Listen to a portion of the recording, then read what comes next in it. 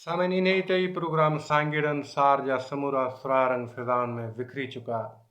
सामिन programme जे पेशकार मुसरत अली मंगी, studio engineer Abdul मजीद कटवर ऐं अवां जो मेज़बान नाज़ जमील अहमद खोसो वरी मिलण ताईं अवां खां मोकिलाए थो। दिलियूं गॾु त जुदाई आहे ई कोन, त पोइ मोकिलायूं था सदाईं गॾु।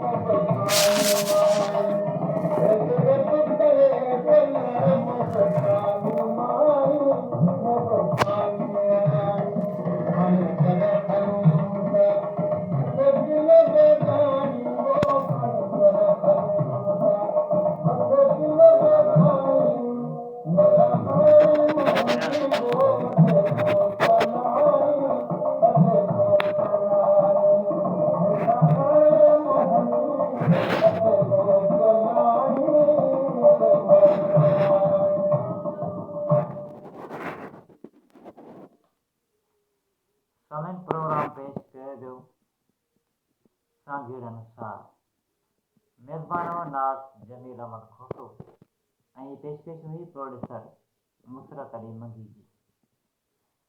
असीं रेडियो पाकिस्तान मिठी तव्हां सां मोकिलियो FM 101 ते पाकिस्तानी मयारी वक़्तु मुताबिक़ राति 8 थियण वारा आहिनि, ठीक 8 वॻे आहिनि।